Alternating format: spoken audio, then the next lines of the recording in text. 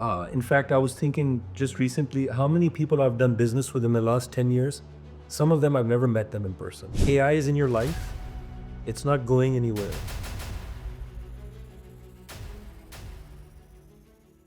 In a world of dashboard and data, Muhammad Asif has made a star for himself by introducing empathy as a growth strategy in sales. We have him as Vice President of TEKHQS, and you would like to introduce him as our guest to the podcast for today.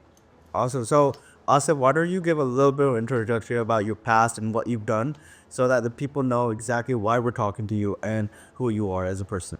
Assalamu alaikum. Thank you. First of all, thank you for having me and honoring me with this opportunity of this conversation and with leading with empathy, because I think the fact that that would resonate with you, let alone with my team at large here at Tech HQs, that's a major tribute to an effort that I've both subconsciously and conscientiously made in my career.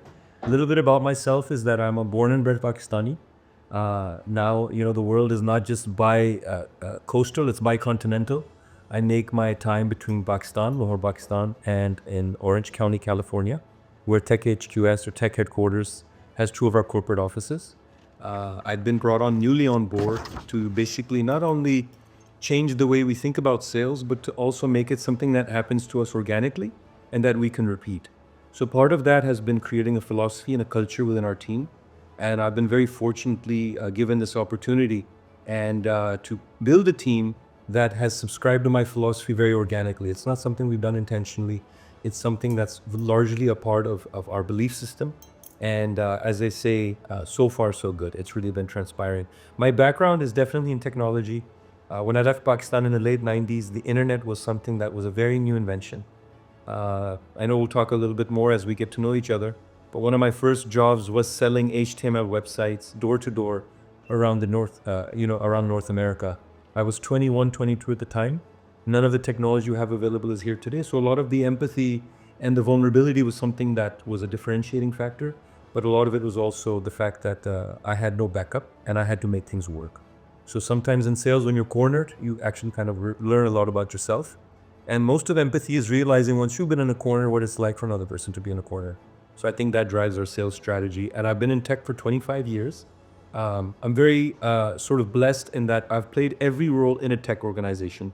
Some people are sales from the beginning or delivery from the beginning. I have done delivery, management, front end, back end, marketing. So I've almost occupied every chair that we have on this floor and in this building. And by virtue of that, I think I'm in a unique position to really know what everyone's job entails. And uski wajah se, I can probably relate to people more than someone who's been either a career developer or a career seller or a career executive. So I consider myself lucky in that way. Awesome. Awesome. So, Asif, why don't you talk about your first ever sale and that experience? Well, there was a sale I made, which I didn't know at the time was a sale, so I won't bring that one up. But this first sale I ever made that I got paid for and that went through an entire sales cycle was in 1999. I worked for a company called Beaumont, which means beautiful world in French. Us time pe, it was a big deal to have a digital sort of identity, right? This is pre-Facebook, this is pre-social media, and modeling agencies and talent agencies at that time in America had something called a comp card, which was a composite card. And that was how talent basically introduced themselves to each other. Because I had lived in Hollywood for a year and a half, I was friends with some aspiring actors. And in Pakistan, I had done some entertainment as well with some designers that are, mashallah, still doing fantastic. So I had a leg up in that I knew how that industry worked. And I knew that your comp card kind of drove your chances. आजकल के ज़माने में आपकी LinkedIn profile होगी या आपकी जो Instagram का पेज है उस ज़माने में ये एक प्रिंट आउट होता था. I had partnered with two brothers who could develop these on HTML.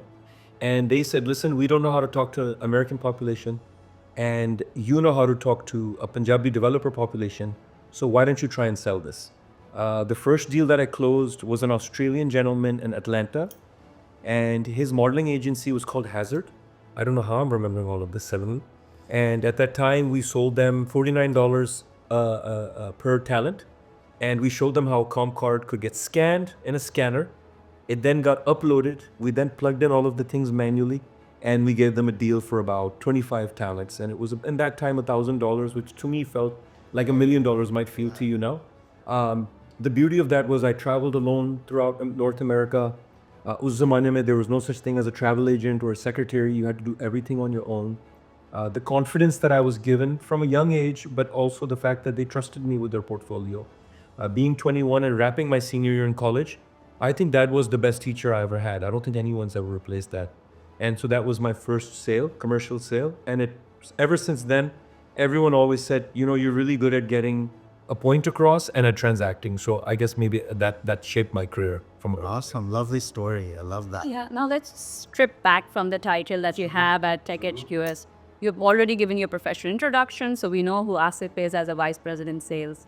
But moving back to your shift from just a quota chaser to relationship builder, how do you think your soft skills have helped you into defining this new take and tackling to the dynamics of sales? Thank you, Eysha. That's a great question. I've been thinking about it for many years because the market is changing. Yeah, people meet less now. In fact, I was thinking just recently how many people I've done business with in the last 10 years. Some of them I've never met them in person. Exactly. Same. Right? I could not imagine that growing up, that someone would send me money for something or trust their company business with me. So, in that sense, I believe that soft skills are ever more valuable because I'm a huge believer in energies. I actually think your energies come through digital media. Some people might disagree.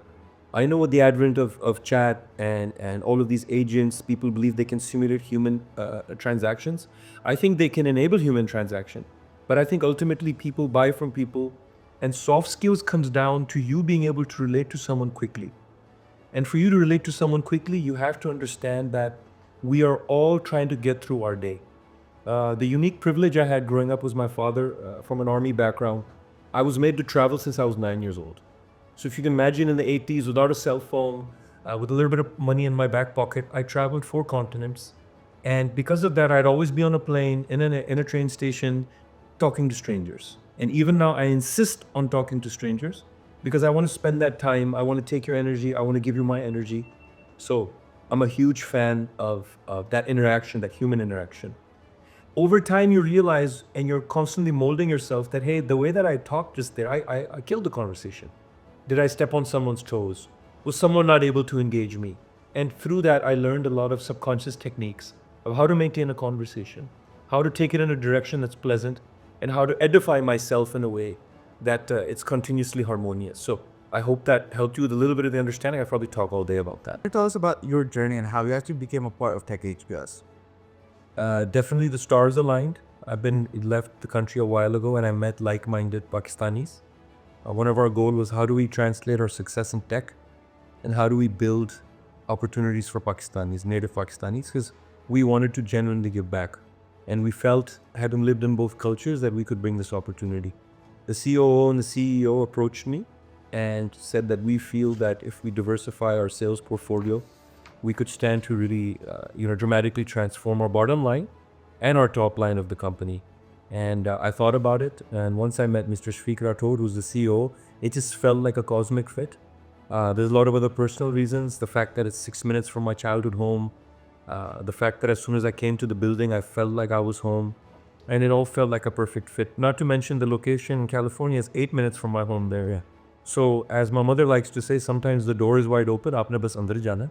I just have to go inside that wide open door. And that's what I've done. And I've never looked back. And I'm very grateful. Awesome, awesome. Not every client wants to know about AI agents, ERP, and you work in such a tech-heavy sales department. How do you translate it to, normal human language, talking to this business executives using these languages? How do you translate that into something that's more relatable and manage the complexity with calm? I love that you perceived that. One of the proudest moments of my career was when an engineer said that you have no business in IT. You're a layman. You're an everyman. And I actually think that's one of the secrets to my success. I keep a very sort of conceptual understanding of everything so that I could explain to my father or someone on a plane that knows nothing about tech about what we do.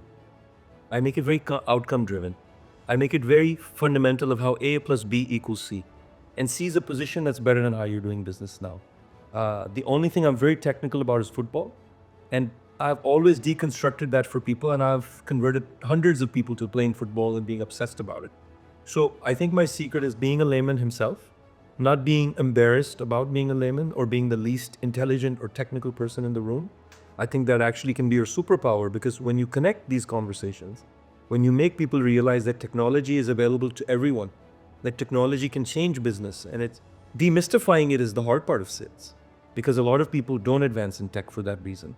So I think I'm able to do it through maintaining soft social skills, humanizing the problem, humanizing the outcome, and promising them that I'll be there every step of the way. I actually think a lot of good sales comes down to good bedside manner.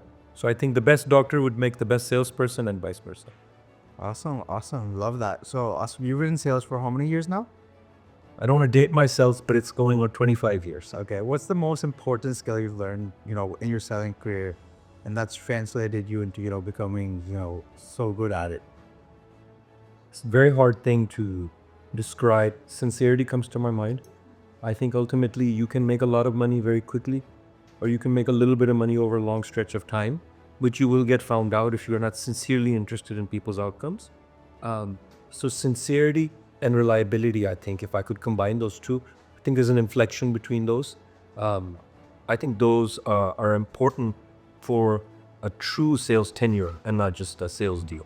So let's just bring an icebreaker into this, right? So we have constructed a very intelligent game for you, Asif. We know you're going to rise to the challenge.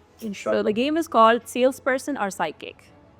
And then before we get into any kind of enterprise deals or more of those emotional like EQ questions, we really think that you have the sales instinct to play this game well. We are going to throw out classic client situations and you respond with your gut move. Sure. Are you ready? Born ready. Awesome.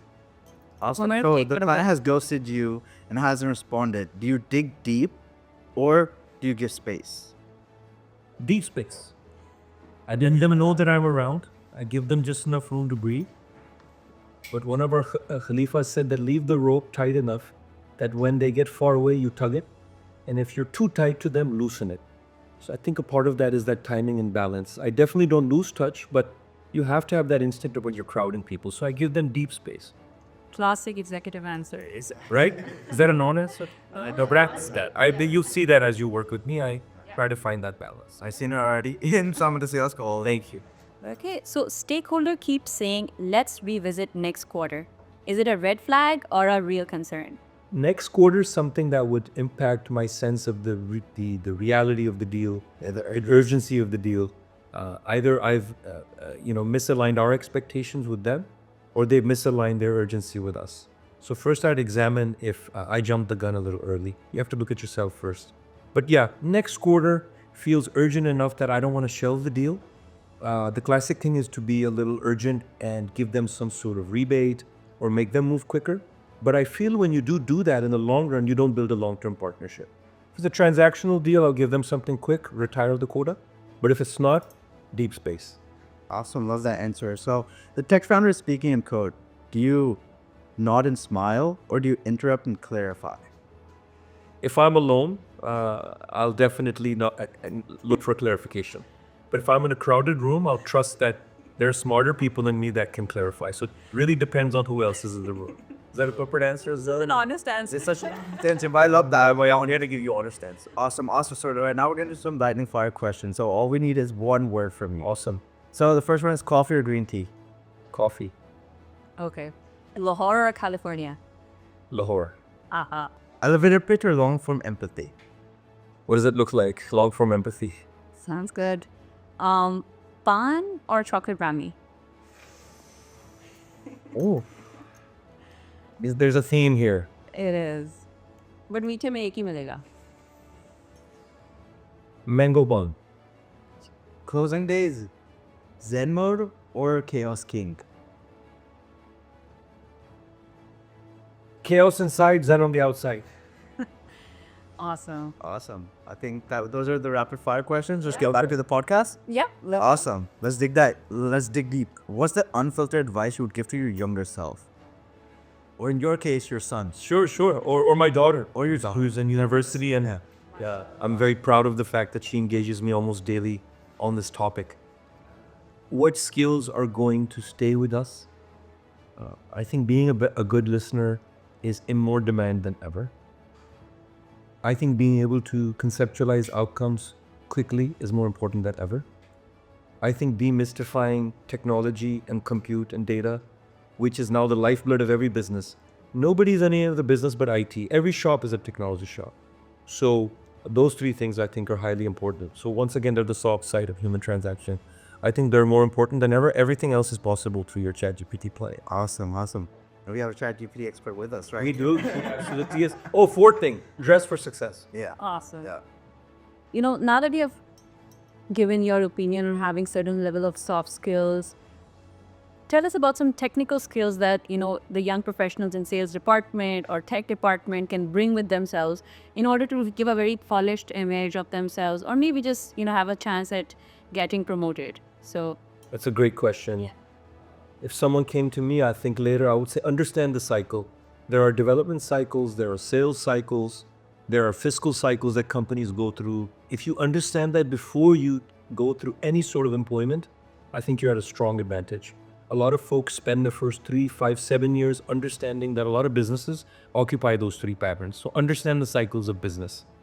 Second, understand that business is based on profit, and profit is based on efficiency. So really understand what the business of everyone is and where they are profitable.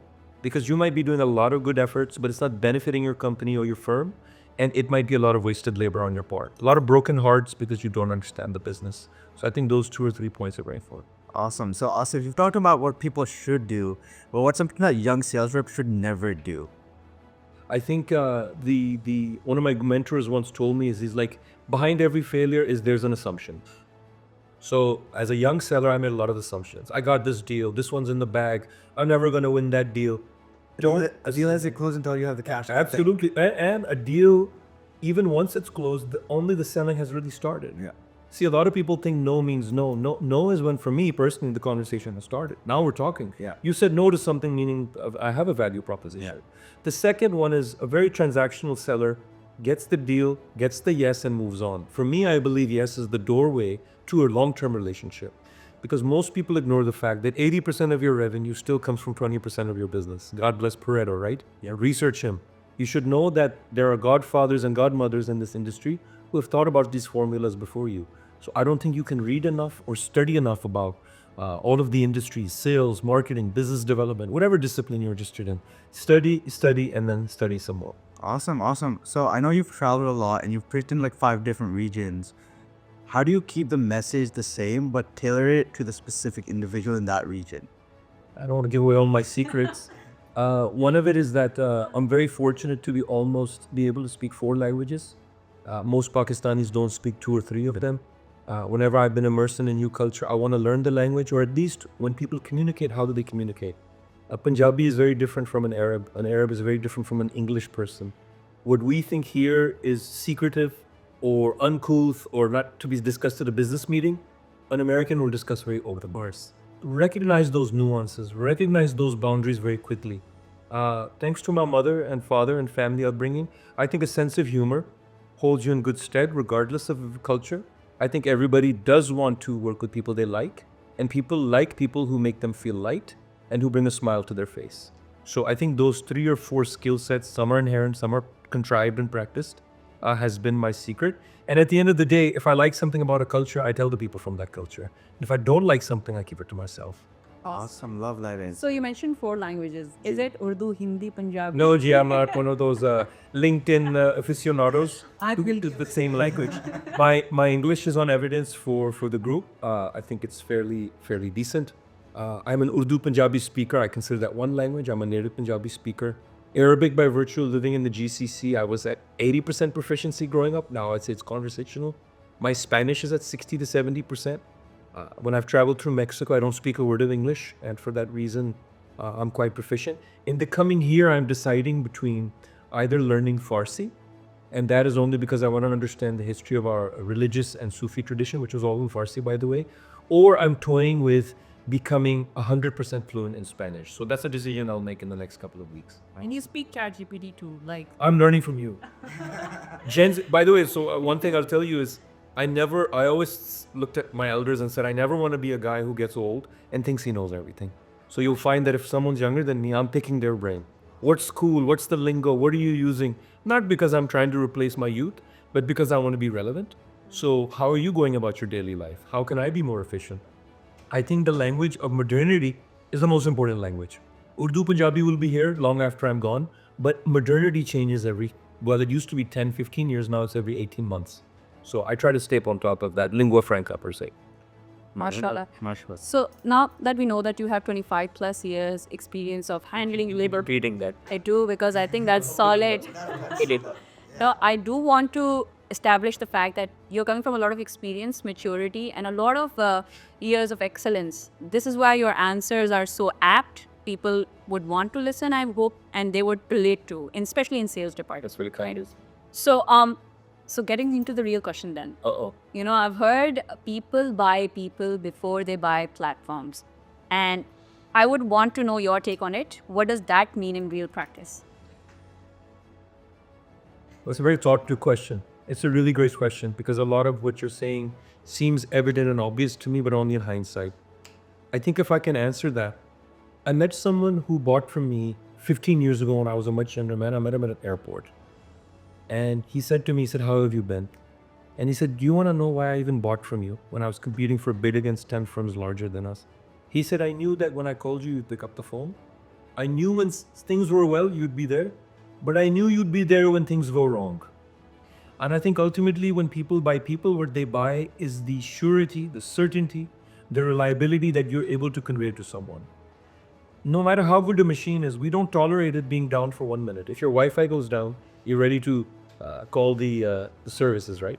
But in humans, that sense of reliability is manifest. And what interests me in the era of ChatGPT is, are people buying from people? Is that going to stay the case in the next 10 years? I don't know. I think that's changing.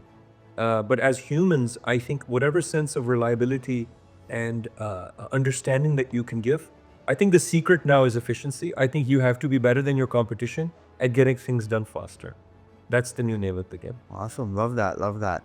So, Asif, right? Give us a sneak peek. What's next for you and also for sales at TEKHQS? You know, the market is dramatically shifting. The days of building a web app for 6 months are gone. The days of an engineer telling you something takes him weeks are gone. The days of building an agent from scratch and making a lot of revenue off that stream are gone. We're going into a market that's highly AI infused. Yeah. We're going to a market that is highly intuitive. We're going into a market where the cost of these services is minuscule compared to 5 years ago. You no longer need to be in a privileged position as a company to have access to AI. Companies like Microsoft, Amazon, Google, and all these ISVs under them are offering their things at a fraction of the price. I think where the market is going now is there's going to be a high level, a very high level of everyone being a citizen developer, in the sense of everyone is going to need to show some productivity in their position. I think the bifurcation of IT, business, administration is going to disappear. I think everyone is going to have to be able to do a little bit of everything in the next 3 years. I think those days are done that you're going to have different floors, different departments. Yeah. Everyone's going to have a keen eye for the soft side of things, the visual side of things, technical side of things, and of course the compute side of things. So that's what I predict, but I could be wrong. But that doesn't happen often, right? Love that answer. So before we come to, a wrap, I want to ask you, what are your thoughts on AI and, how people are scared about AI and like how it's going to affect their jobs? But what do you think? Sure. You know, one of the challenges the last few years, especially as a heavy Microsoft partner, is I was often selling AI to people who felt their jobs were going to be lost to the technology. Your empathy really gets tested there because your quota is competing with your empathy. Yeah. I think demystifying AI, first of all, we've all been using AI for many years. It's not a very new thing. Yeah. It is a new thing at the scale that's there. The tip I've given to 10-year-olds and 70-year-olds is AI is in your life. It's not going anywhere. It's going to allow you to achieve certain outcomes and objectives quicker. Just be very polished in your mind of what you're using it for. I think it's going to make companies a little more cutthroat. I think their margins now in the current economy, global economics, we're seeing the cost of labor is, unsustainable in some markets. So I think AI is a competitive advantage that some firms have. But by that same rationale, I think we as a culture of humanity are going to have to find the sweet spot of how do we keep people employed and how do we keep AI, keeping us efficient. And that's a tussle I don't think anyone solved. I think the great minds of the world haven't figured it out. And I'm sincerely hoping that we keep the human element and the sort of intelligence element in mind. Because if we drift too much towards the AI element, then we're not going to have enough purchasing power, right? So it keeps me up at night as well, even though I'm in the field and I sell it for a living. So I think that's where we're going with that. Have you ever feared that you might be replaced by AI as Absolutely. I, in fact, believe that 80% of the value I bring could be replaced by AI. I mean, at the end of the day, I bring information into a conversation. I crack certain jokes, which AI can crack now too. And I believe it can do it at a faster speed than I can, and it's much cheaper than I am. So I would be either very egocentric or very married to my own perception to think that I'm irreplaceable. Nobody's irreplaceable, least of all me. So I constantly have to reinvent myself. So if someone's hired me to come into this office, I'll have to do more than the AI does. So what can the AI not do? I identify those things and I make sure I'm getting good at those. So I think about it all the time also. well? Asif, we think you're very irreplaceable, so. You're here for any time. That's very kind of. Well, thank you for humanizing the hustle. And let's just close this conversation with one question. So, if there's one deal that you would redo instantly out of your whole career, which deal would you pick? Oh my God. That's a deep question, is it?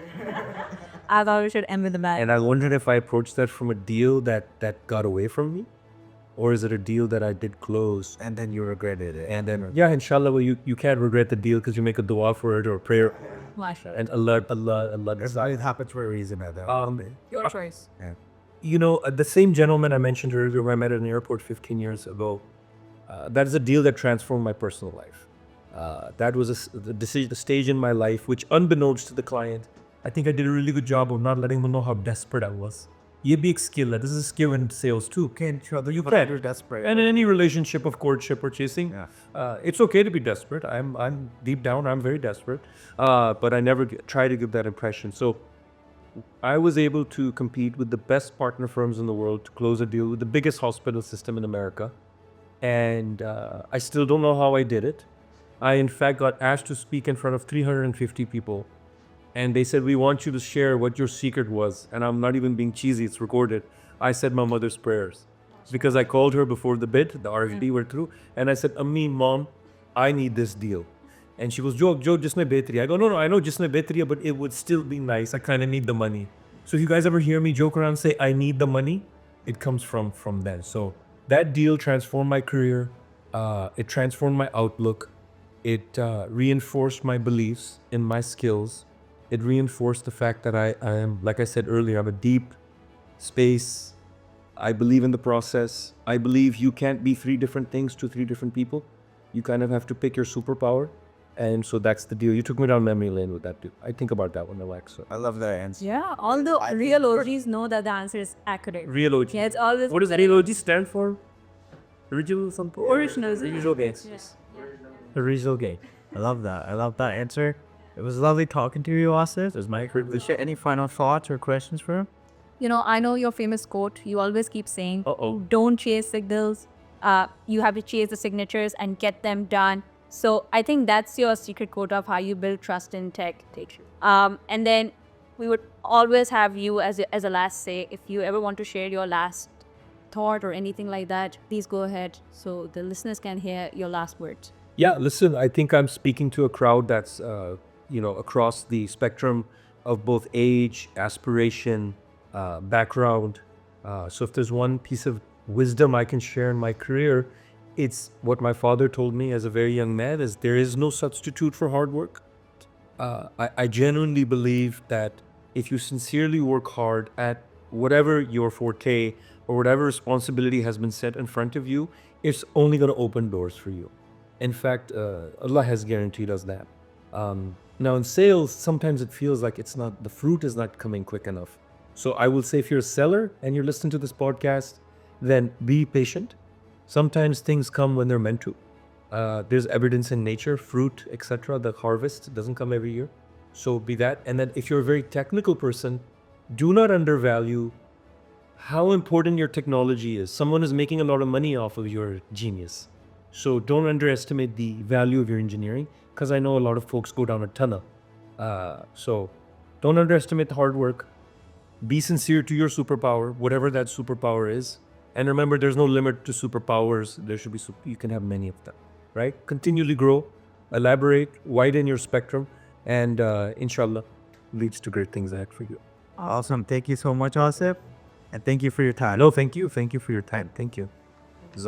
All right, guys. So this was the first episode of the podcast. Let us know what you guys thought. And if you have any topics that you want us to discuss or anyone you want on the podcast, let us know. And thank you guys so much for listening. And we'll see you guys in the next one.